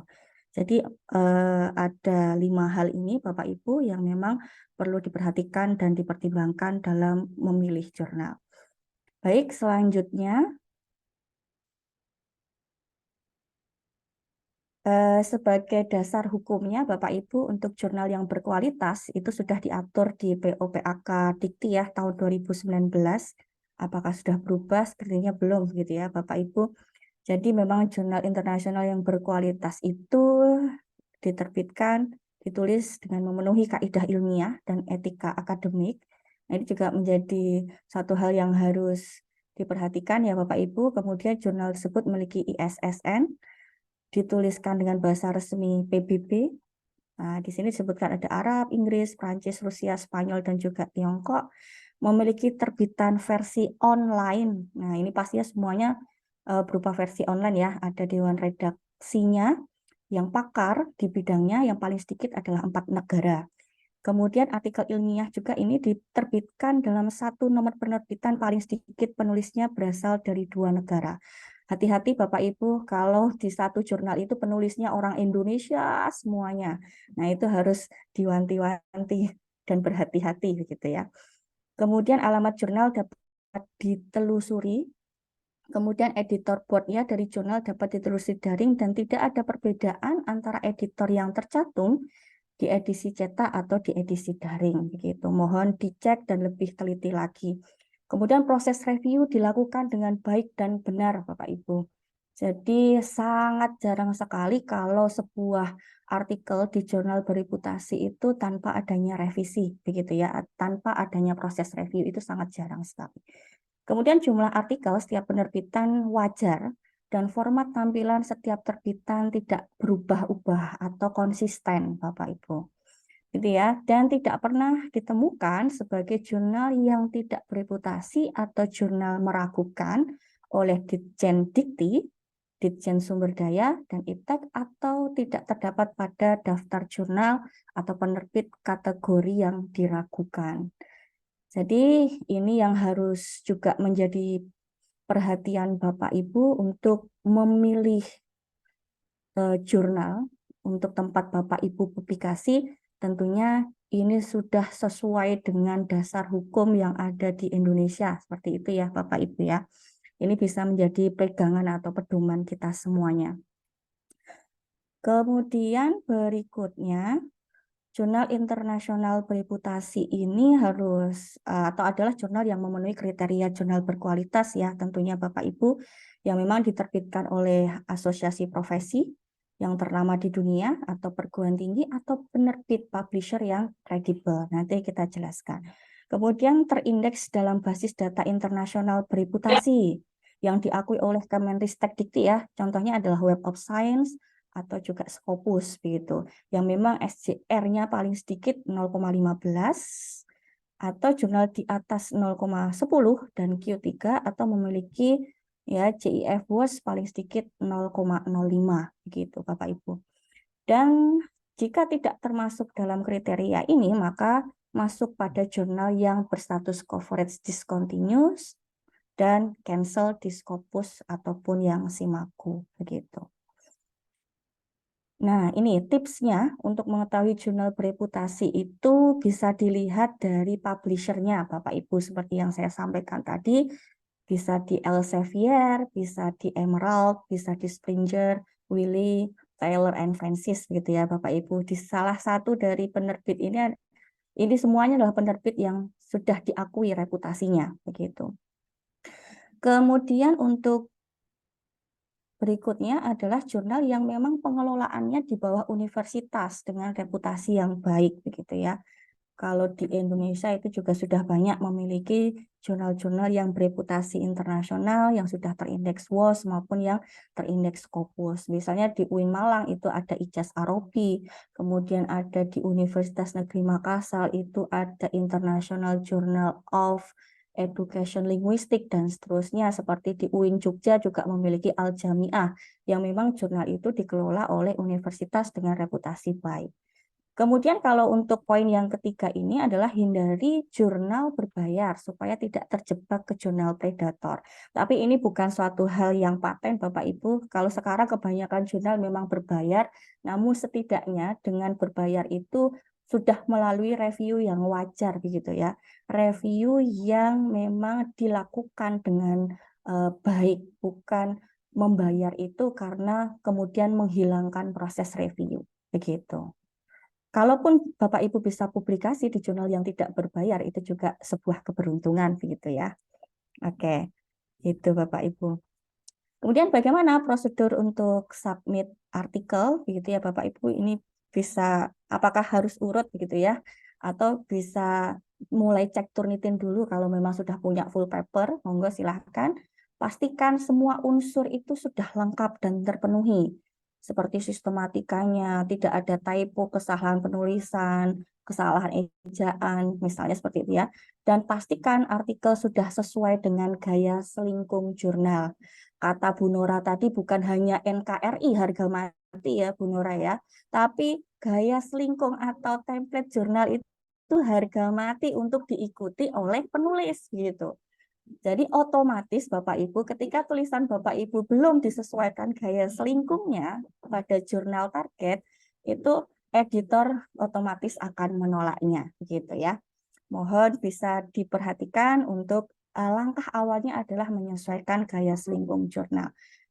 Kemudian silahkan ikuti detail langkah submission. Tentunya di setiap jurnal itu memiliki aturan-aturan yang sendiri-sendiri begitu ya. Silahkan itu dibaca author guideline-nya secara detail seperti apa langkah submission-nya. Begitu Bapak Ibu. Jadi kalau hal-hal ini belum menjadi perhatian Bapak Ibu itu akan menjadi kecewa di awal gitu ya. Belum karena kurangnya ketelitian dan kecermatan kita dalam menulis atau dalam memastikan artikel apakah sudah sesuai gaya selingkung atau tidak dan tidak mengikuti detail langkah submission, itu biasanya editor akan malas melanjutkan ke proses review begitu. Oke, kemudian beberapa tipikal ya Bapak Ibu berkaitan dengan keputusan di sebuah jurnal. Biasanya adalah langsung memberikan kabar bahwa artikel ini diminta untuk direvisi begitu. Kemudian tipe keputusan yang lain itu adalah langsung di-reject. Misalnya contohnya pengalaman saya yang hanya dalam proses 10 menit saya submit langsung ditolak dengan kata-kata dari reviewer itu atau editor itu bahwa artikel saya tidak sesuai dengan scope gitu. Kemudian ada juga reject after review Bapak Ibu. Saya juga punya pengalaman ini ya. Jadi ini kayak Ngudoroso juga ya Bapak Ibu. 1 tahun itu sudah saya mengikuti proses review dari satu jurnal yang memang itu tidak berbayar Bapak Ibu. Kemudian saya sudah merevisinya dengan 2 reviewer, dengan 2 kali. Kemudian sudah proses proofread yang itu harus di lembaga yang sudah certified, sudah saya ikuti dan saya sudah membayar gitu ya. Sudah saya kumpulkan sampai pada akhirnya ada email yang mengatakan bahwa editornya itu pass away gitu ya, meninggal. Kemudian artikel saya dibilang tidak sesuai dengan prinsip jurnal seperti itu. Ya, pada akhirnya yang awalnya statusnya itu conditionally accepted dan sudah masuk status production Bapak Ibu. Dan pada akhirnya menjadi status withdrawn begitu.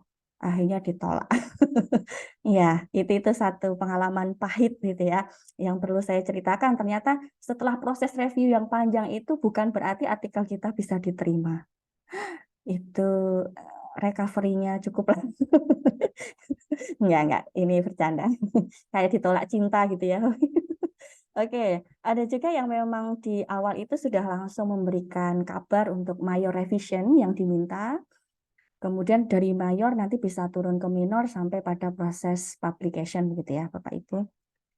Kemudian ada juga yang memang mengatakan bahwa conditional accept with minor revision. Ada juga yang langsung seperti itu karena memang yang direvisi hanya sedikit. Kalau saya belum pernah sih dapat yang yang ini gitu ya. Biasanya mayor revision. Mayor revision sampai minor pun setelah berubah jadi minor jadi conditionally accepted tapi tertolak gitu ya. Ya, itu yang pengalaman yang setahun itu. Kemudian accept without change ini sangat jarang sekali yang saya sudah sampaikan di awal gitu ya. Yang diterima tanpa revisi itu sangat jarang. Jadi kebanyakan pasti ada masukan dan reviewer itu selalu mendapat celah untuk mencari kesalahan dari artikel kita gitu ya. Bapak Ibu, memang tugas reviewer itu kan kayak mencari kesalahan-kesalahan gitu ya. Oke. Tapi ya biasa saja. Nah, sekarang adalah yang menjadi tugas kita bagaimana sih merespon reviewer begitu ya. Karena memang biasanya itu akan sangat mengganggu psikologis kita ketika mendapatkan catatan yang cukup banyak ini bagaimana ini memulai revisinya begitu ya. Dan memang harus dijelaskan atau diberikan catatan satu persatu sesuai dengan apa yang menjadi masukan reviewer. Contohnya Bapak Ibu, ini artikel saya yang memang publish di jurnal internasional gitu yang memang cara menjawab catatan reviewernya ini adalah dalam bentuk komen seperti ini. Ini adalah, maaf ya, ini adalah pengalaman saya. Ini untuk syarat saya lulus S3 di UNY. Nah, jadi karena ini ada promotor dan kopromotor. Nah, ini dikasih catatan dan dikasih komen dan ini nanti kita balas satu persatu dari komen tersebut. Kalau memang sudah kita revisi, maka di sini akan kita berikan tanda begitu. Ini contoh yang kedua, ini publikasi yang kedua, bagian dari disertasi saya. Ini juga di Q1 di TQR begitu, dan ini modelnya juga memberikan masukan reviewer, catatan reviewer itu melalui komen-komen seperti ini, Bapak Ibu. Nah, biasanya seperti ini juga akan saya memberikan balasan satu persatu dari setiap komen tersebut. Ini kemudian, nah ini yang bentuk jawabannya ya, Bapak Ibu ya, misalnya. Kalau ini adalah artikel yang kedua dari bagian disertasi yang ditolak setelah setahun review itu. Di sini saya sudah memberikan masukan ini, bukan masukan, menjawab catatan reviewer dengan menuliskan misalnya autorespon. Ini yang ketiga gitu ya. Biasanya urut gitu, saya berikan nomor gitu. Nah ini kemudian saya berikan jawaban-jawaban setiap komen yang diberikan oleh reviewer. Nah ini harus semua diberikan jawaban Bapak Ibu, jangan sampai terlewatkan gitu ya. Dan untuk menunjukkan kesungguhan kita itu dengan waktu yang diberikan, misalnya ada deadline ya biasanya ya. Jadi jangan sampai melebihi dari deadline yang diberikan oleh editor gitu. Contoh yang lainnya yang menurut saya itu lebih rumit adalah menanggapi satu persatu catatan dari reviewer yang memang dikirim di email Bapak Ibu. Dan ini memang dalam bentuk catatan secara umum. Nah, ini responnya sampai 26 respon, sampai 27 respon. Dan ini saya harus jawab satu persatu dalam sebuah file nanti menjadi sebuah lampiran ketika kita membalas hasil catatan reviewer ini. Ini, oke. Nanti atau saya tunjukkan dulu sebentar. Ini yang memang bentuk catatan yang cukup rinci. Ini publikasinya di Kogan Education, Bapak Ibu. Nah, jadi ini untuk reviewers suggestion-nya atau komennya apa begitu ya, yang kita pindah dari email untuk kita buat tabel seperti ini. Kemudian respon yang pertama ya udah kita, kalaupun ini sound begitu ya, kita kasih jawaban thank you for your evaluation misalnya gitu ya. Dan seterusnya kalau memang sound. Nah, kalau yang memang membutuhkan apa namanya sebuah jawaban gitu ya atau pertanyaan seperti ini, maka ini harus dijawab dan dijelaskan di mana kita memperbaiki dari catatan ini. Dan biasanya artikel yang kita kumpulkan hasil dari kita merevisi itu diberikan warna yang berbeda. Begitu Bapak Ibu. Ini sampai dari reviewer 1 sampai reviewer 2. Oke, dan harus bersabar ya Bapak Ibu 5 ya. menit lagi, Bu. Oke, baik Mas Mupin. Kembali ke slide tadi. Kalau tadi contohnya ya Bapak Ibu ya. Contoh untuk menanggapi catatan reviewer. Nah, ini yang juga penting sih menurut saya. Biar nggak baper gitu ya Bapak Ibu. Bagaimana menghandling rejection ini ya. Ya, beruntung ya ketika kita ditolak di suatu jurnal yang memberikan masukan, itu akan memberikan catatan-catatan gitu ya, bahwa misalnya lingkup penelitian saya terlalu sempit untuk pembaca internasional misalnya, itu biasanya diberikan pada reverse report gitu ya, dan memang ada the editor letternya gitu. Dia menyampaikan kekurangan dari artikel kita, kenapa tidak diterima di jurnal tersebut, itu disampaikan alasannya. Nah, kita maka harus fokus on why, kenapa ditolak kan gitu ya. Maka itu menjadi masukan kita, catatan kita untuk bisa kita perbaiki ke depannya. Kemudian jangan lupa untuk terus semangat Bapak Ibu, try and rework the paper. Walaupun sebenarnya kalau kita sudah ditolak satu jurnal itu nanti akan menyesuaikan ke jurnal lain itu juga cukup waktu begitu ya. Tapi ya mau gimana lagi daripada tidak sama sekali gitu ya. Kemudian kita harus memikirkan, mempertimbangkan untuk bisa submit ke alternatif jurnal yang lain.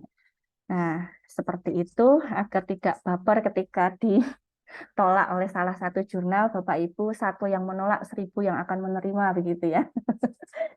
Jadi jangan berputus asa. Ketika pengalaman saya ketika ditolak di satu jurnal, yang kebetulan itu malah ya Allah itu menunjukkan gitu ya. Ternyata habis itu jurnal yang menolak saya itu malah discontinue begitu ya. Itu suatu hal yang menurut saya keberuntungan gitu ya. Nah, makanya harus pindah ke alternatif jurnal yang lain dan harus memahami betul beberapa tadi ketentuan-ketentuan baik yang memang sudah ditetapkan menurut dasar undang-undang tadi dan juga beberapa ciri-ciri jurnal yang memang bereputasi internasional begitu.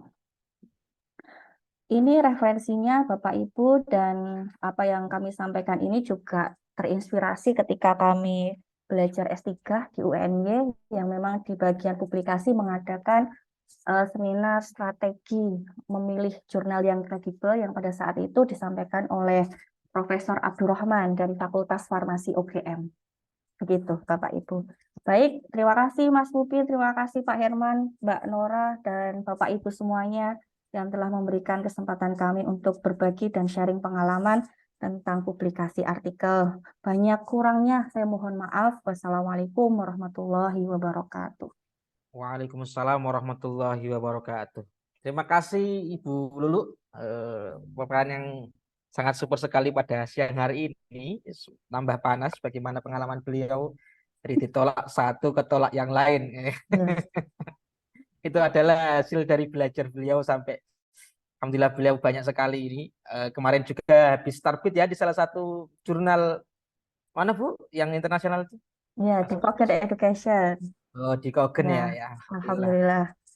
Ini banyak juga Bapak Herman dan Ibu Nora tentunya pada pertemuan kali ini pengalamannya dalam publish jurnal dan mereview jurnal seperti itu. Oke, Bapak Ibu semuanya silakan Bapak Ibu yang ingin tanya silakan bisa raise hand atau mungkin bisa lewat chat seperti itu ya. Kita masih ada waktu 30 menit sampai jam 3 untuk kita tanya jawab. Jika nanti tidak mencukupi waktunya, silakan nanti bisa bertanya-tanya terhadap langsung sama beliau sendiri ya tadi ke CP. Atau mungkin ada nanti kalau ada absensi Bapak Ibu sekalian bisa usul atau kasih saran jika ingin acara-acara seperti ini berlangsung series atau satu series itu membahas tentang pendahuluan, satu series itu membahas tentang literatur review dan lain-lain bisa dimasukkan ke dalam saran seperti itu. Jika memang Bapak Ibu semuanya peminatnya sangat banyak, maka kita akan melakukan atau melaksanakan kegiatan seperti ini lagi seperti itu. Ya, apakah saya tanya sekali lagi, apakah ada yang ingin bertanya? Raise hand dulu live. Kita utamakan yang live dulu atau yang ingin bertanya. Jika tidak ada yang bertanya, maka kita melihat pertanyaan di chat ya, Bapak Ibu sekalian. Saya akan sensin tadi beberapa pertanyaan yang sudah. Oke, ada pertanyaan? Kelihatan ya. Izin bertanya kepada semua pemateri, mungkin Mangki bisa kalau tidak ada spesifik nanti bisa menanggapi satu persatu ya Bapak Ibu pemateri ya. Untuk yang pertama, bagaimana cara mengatur waktu, membagi waktu dalam mencari artikel, membaca, kemudian menulis karya dengan waktu pekerjaan yang rutin hari-hari ya. Yang terkadang pulang kerja kecapean. Nah, ini tentunya ini manajemen waktu ya. Bagaimana membagi waktu, apakah waktu kita habis ke healing-healing saja atau membahas karya ilmiah dan penelitian dan lain-lain dengan kerjaan sendiri. Terus kapan waktu terbaik untuk menulis ya. Terus bagaimana cara memotivasi diri sendiri menulis karya ilmiah. Terima kasih. Dari Doni HS. Ya, mungkin satu dulu bisa ditanggapi kepada semua pemateri. Nanti bagaimana pada intinya manajemen waktu kita menulis dan motivasi apa yang membuat kita ingin selalu menulis dan banyak publikasinya. Oke, untuk pertama silakan mungkin Ibu Nora atau Bapak Herman. Coba tadi Mas pertanyaannya Mas. Oke, saya share screen kembali ya Pak. Oke. Izin menjawab ya. Ada Ya, pertanyaan silakan Pak. Yang pertama, bagaimana cara mengatur waktu atau bagi waktu dalam mencari artikel, membacanya, kemudian menulis. Jadi membaginya begini, kalau saya tipsnya ya. Tipsnya itu kalau mencari artikel tuh cari terus sampai banyak. Saya kan kata 30 sampai 100 lah. Cari terus, jangan cari terus membaca. Cari terus dulu, kumpulkan yang akan digunakan untuk mendukung penulisan Anda. Lalu ketika sudah terkumpul semuanya, baru ke membaca terus. Baca. Nah, setelah selesai baca, lalu kan nanti menghasilkan bank referensi tadi. Jadi baca satu, ambil satu yang penting di situ, kemudian taruh di file tertentu di bank referensi itu, yang nulis siapa, ada di halaman berapa, tahun berapa. Baca artikel kedua, lakukan hal yang sama. Baca artikel ketiga, lakukan hal yang sama sampai selesai semuanya, baru kemudian menulis. Jadi mengumpulkan sendiri waktunya, kemudian membaca juga ada waktunya sendiri, kemudian menulis. Jangan kemudian mencari artikel, kemudian langsung dibaca, kemudian langsung menulis. Nah, itu agak sulit. Ya, ini hanya tips saja ya. Kemudian kalau motivasi intrinsik dan ekstrinsik ya tentunya ya kalau itu memang panggilan hati atau memang ingin apa dari diri sendiri, yaitu silahkan dipupuk sendiri apa. Tapi kalau motivasi dari luar ya tentunya ya macam-macam ya. Ada funding, ada harus lulus pakai itu, atau harus ijazahnya harus itu kalau mau ngambil ijazah dan seterusnya, itu mungkin jadi motivasi. Nah, pertanyaan kedua tadi sekali aja Mas, apa tadi? Yang bawah tadi? Pertanyaan kedua tadi coba Yang ini loh, kan ada nyebut nama itu yang bawah tadi. Bagaimana cara fokus untuk ide karya ilmiah ketika di tengah jalan itu masih macet terus? Kalau di tengah jalan macet ya, nggak ada bengkelnya itu biasanya. Jadi gitu. Anda itu berhenti itu biasanya ketika Anda tidak mampu berpikir lagi, ya, atau sudah jenuh. Kalau nggak mampu berpikir lagi itu biasanya karena dia tidak dibantu dengan kerangka utuh. Kan kita harus mencari kerangka ya. Dari introduction itu isinya apa? Saya mau mengatakan apa? Ada poin-poin pendek-pendek kemudian kembangkan. Jadi kalau Anda sudah punya kerangka yang kuat dari awal sampai akhir mau ngomongin apa di setiap bagian itu, nanti Anda nggak akan berhenti tuh sebelum selesai. Gitu. Itu tips dari saya. Oke, terima kasih Pak Hirman ya. Jadi intinya pokoknya bagaimana termotivasi tergantung diri sendiri. Dan manajemen waktu itu kembali kepada diri sendiri lagi motivasinya. Oke, ada tanggapan lain dari Ibu Nora atau Ibu Lulu? Baik, Bagaimana mengatur waktu? Bagaimana memotivasi agar terus semangat? baik Mas Mufin, mungkin sedikit berbagi pengalaman. Nampaknya hal semacam itu umum ya, terjadi di siapapun yang sedang menulis artikel gitu. Apalagi bagi Bapak Ibu pekerja yang di situ sangat sibuk sekali dengan pekerjaannya. Namun di sini ketika kita memang dituntut untuk publikasi artikel, untuk bisa menulis itu kita perlu membaca. Jadi yang perlu dilakukan tadi seperti yang disampaikan oleh Pak Herman, Bapak Ibu mencari referensinya terlebih dahulu, sebanyak-banyaknya, kemudian dibaca. Nah, setelah dibaca nanti Bapak Ibu baru bisa punya gambaran untuk apa yang mau ditulis. Nah, menulis itu kan kalau saya pribadi itu kan memerlukan fokus. Jadi kalau pengalaman saya itu waktu efektif untuk menulis itu kalau tidak di sore hari, itu di dini hari. Misalnya di jam 4 subuh atau jam 5 atau bahkan jam 2 atau jam 3 begitu. Di saat yang lainnya sedang tidur, Bapak Ibu itu akan sangat tenang. Saya merasakan hal tersebut karena saya pernah treatment dengan semacam itu. Dan pikiran kita juga fresh ketika di dini hari tersebut. Nah, kemudian kalau cara motivasi itu memang itu sangat ini banget ya, sangat pribadi banget ya. Kita bisa beda-beda caranya tergantung keadaan kita. Jika saat ini kita berprofesi sebagai guru mungkin itu ada tuntutan publikasi artikel untuk kenaikan pangkat. Nah, itu mungkin bisa jadi motivasinya kenapa kita mau publikasi dan kita akan terus memulai menulis karya ilmiah, mencoba, dan mencoba. Nah, bisa jadi kalau misal di dunia perguruan tinggi, publikasi ilmiah itu nanti akan mendapatkan funding. Nah, itu mungkin salah satu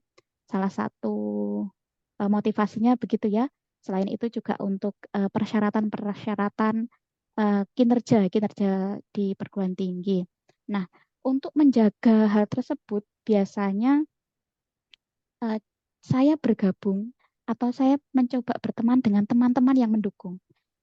Kita ajak kolaborasi teman-teman yang memang sevisi dengan kita, memang ingin publikasi karya ilmiah kayak gitu. Jadi kalau kita punya teman yang mendukung, maka ketika kita moodnya sedang turun untuk menulis, kita akan teringatkan kembali dengan melihat mereka. Kita akan teringatkan kembali dengan melihat diskusi atau mendengarkan diskusi-diskusi yang mereka lakukan. Mungkin seperti itu yang pengalaman saya, Mas Upin. Dan tadi Pak siapa yang bertanya? Terima kasih. Ya, terima kasih Ibu Nora. Pada intinya hampir sama seperti Pak Hirman bahwa motivasi itu tergabung pada diri sendiri. Ditambahi Ibu Nora tadi bahwa waktu menurut Ibu Nora, waktu yang paling enak untuk mengerjakan atau membaca suatu artikel adalah di pagi hari setelah subuh. Kalau saya setelah subuh itu tidur, Bu. Nah, itu tergantung personal orangnya ya, inginnya di waktu sepertiga malam mungkin kalau dengan berdoa langsung masuk kepada kepala mungkin.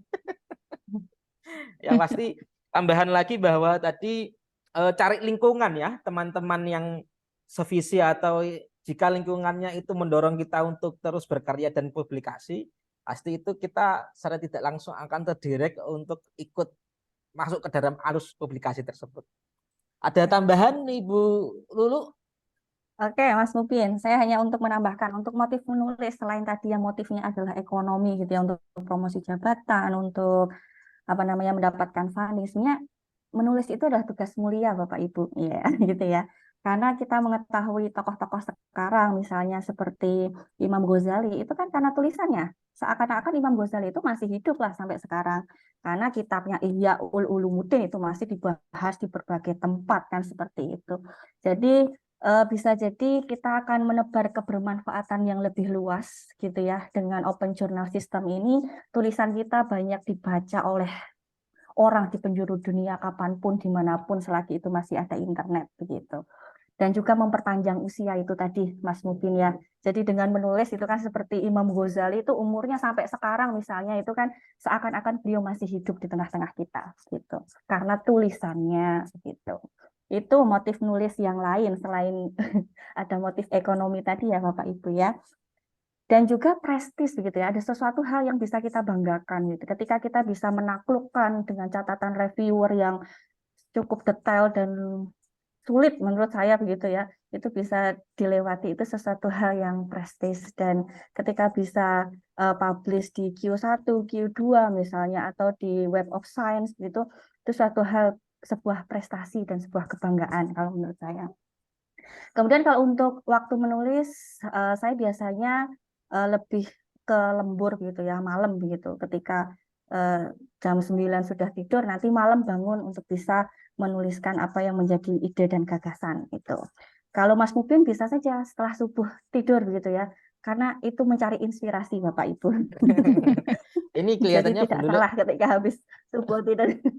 Bu Lulu ini malam Bisa karena jadi. menunggu anak-anaknya tidur ya, Ibu. Iya, betul sekali. Betul sekali, 100 buat Mas Mupin. Ini Oke, super sekali. kemudian yang ketiga untuk memberikan ya terus semangat nulis itu memang betul kata Bu Nora, Pak Herman gitu ya. Kita butuh komunitas Bapak Ibu.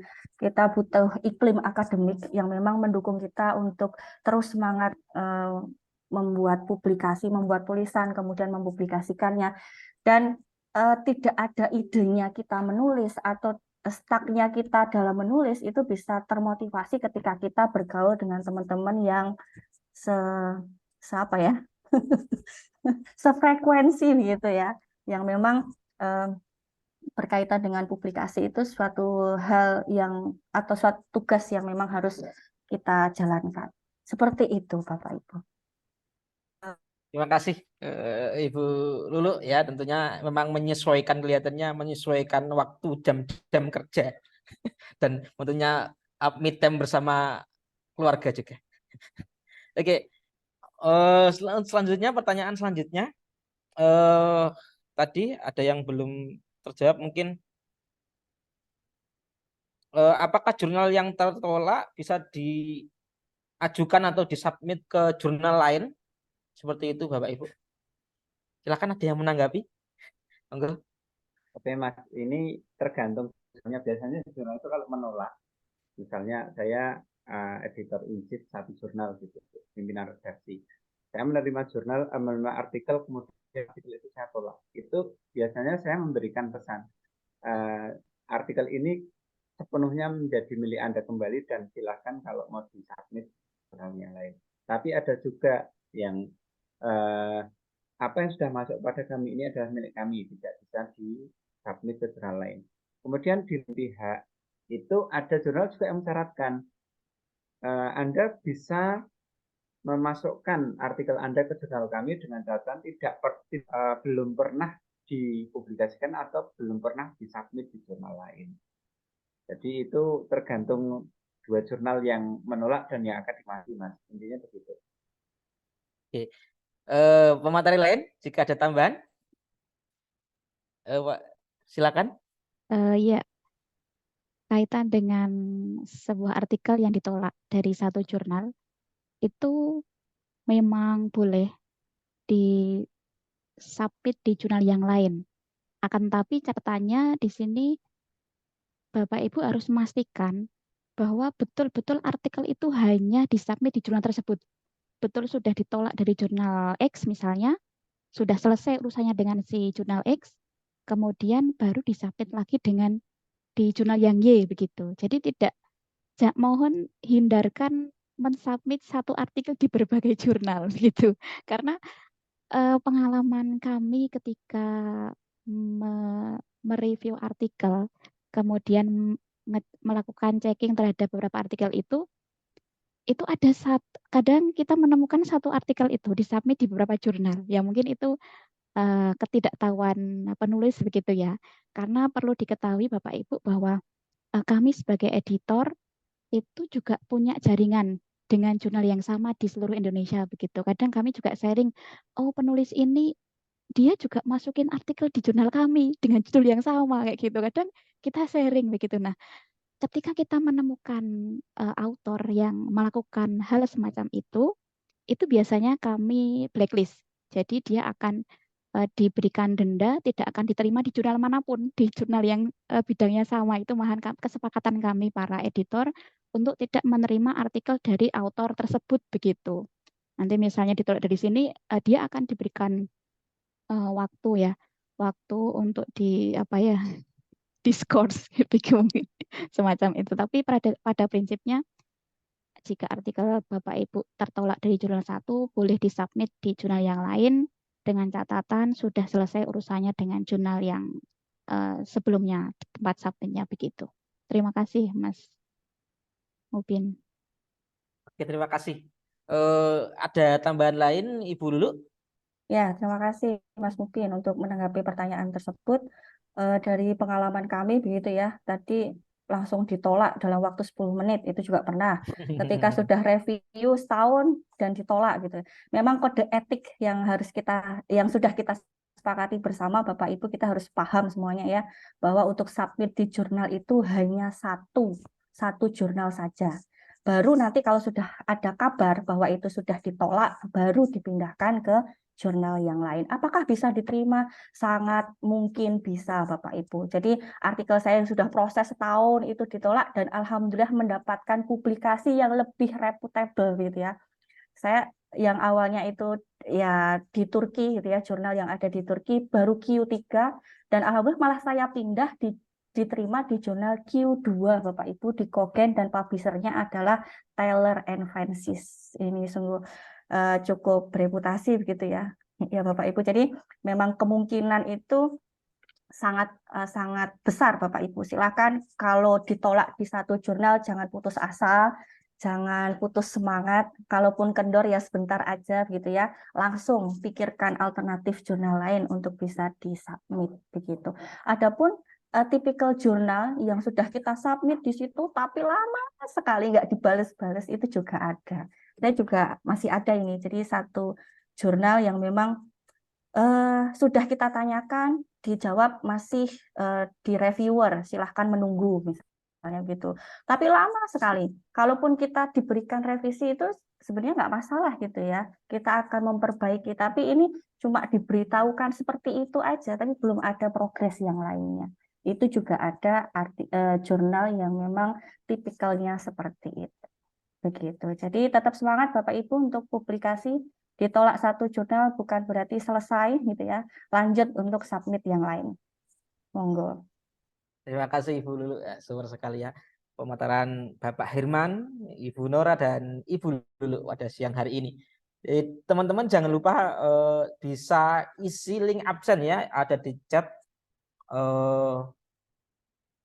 Zoom atau di grup ya, sudah ada yang share tadi. Oke, untuk pertanyaan terakhir mungkin kita sembari ada waktu 2 menit, 3 menit lagi.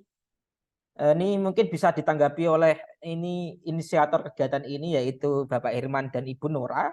Bisakah Bapak Ibu pemateri memandu atau membimbing kami untuk membantu penulisan artikel dari awal sampai akhir hingga publish di salah satu jurnal Scopus, mengadakan secara workshop bisa offline atau berbayar. Monggo silakan ditanggapi Bapak Ibu. Silakan siapa dulu monggo, Pak Herman atau Ibu Nora dulu. Ya, nanti kami bicarakan dulu ya. Nanti kalau menginginkan seterusnya silakan save nomor kami atau tetap stay di grup itu. Nanti kalau ada kegiatan berikutnya barangkali bisa kita share di situ ya. Anda bisa tahu lebih awal. Karena kita kan share-nya itu nggak terkendali ya, share-nya kemana, terus mau tanya ke siapa nggak tahu. Paling yang ditanya Mas Mubin tuh. Mas Mubin tuh sampai menjawabnya luar biasa banyak. Jadi mungkin grup itu kalau bisa dipertahankan bisa kita adakan pendampingan. Juga kemarin kita sempat ras-rasan gitu, berbicara, berwacana. Gimana ya kalau kita dampingi penulisan itu jadi baik dari pemula maupun yang sudah expert, saya kira malah justru mendampingi kami. Kalau bagi pemula itu gimana ya, biar mulai dari nol sampai dia publish itu kita dampingi dengan tentunya dengan konsekuensi tertentu ya. Nanti mungkin ada acara luring, kemudian kita harus menginap, kita harus membayar biaya pendaftaran, gedung dan konsumsi dan lain-lain. Itu nanti bisa kita bicarakan kembali. Mbak Oke, Nora, terima kasih. Iya, siapa monggo. Ya, Ibu baik. Nora. Ide yang bagus. Hal tersebut akan kami masukkan di dalam list diskusi di dalam tim kami. Terima kasih atas sarannya. Semoga nanti bisa terrealisasi dan minat Bapak Ibu juga besar begitu. Gitu Mas Oke, Mungkin.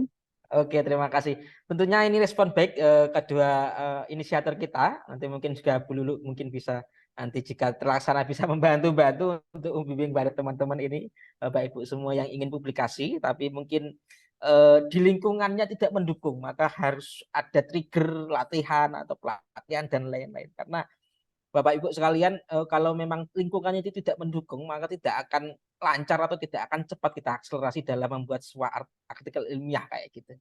Jika lingkungannya mendukung, saling membantu, tiap hari bicara tentang artikel ilmiah dan sakit judek kayak gitu, dan akhirnya tiba-tiba bicara tentang presiden atau yang lain-lain itu akan asik kayak gitu.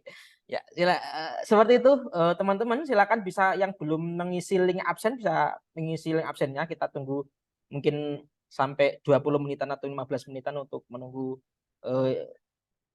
Bapak Ibu sekalian untuk bisa mengisi link absen. Saya up lagi nanti, itu sudah ada link PPT atau materi sudah saya share dan Ibu share semuanya di kolom chat ya. Bapak Ibu sekalian bisa mendownloadnya seperti itu.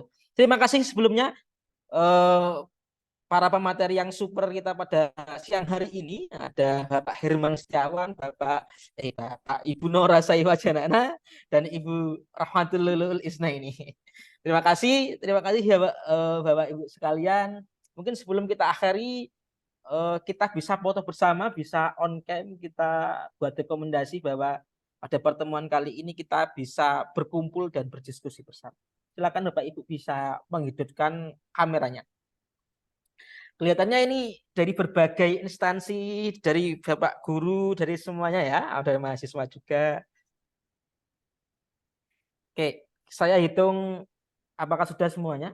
Kalau sudah saya hitung 1 sampai 3 kita menunggu semuanya dulu. Oke.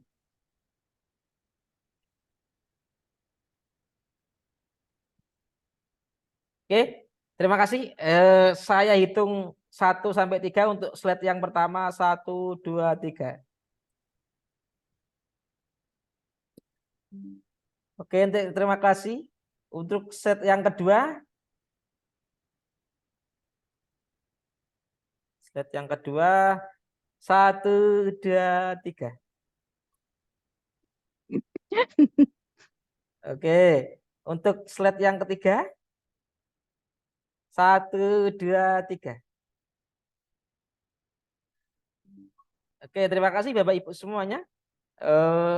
Terima kasih telah mengikuti kegiatan ini. Semoga jika memang dikira nanti tim dan inisiatornya Bapak Herman dan Ibu Nora antusiasmenya bagus, maka akan dilanjut mungkin ada kegiatan-kegiatan lain seperti itu. Kita pertimbangkan lagi kesibukan kita dan kebutuhan Bapak Ibu sekalian. Seperti itu.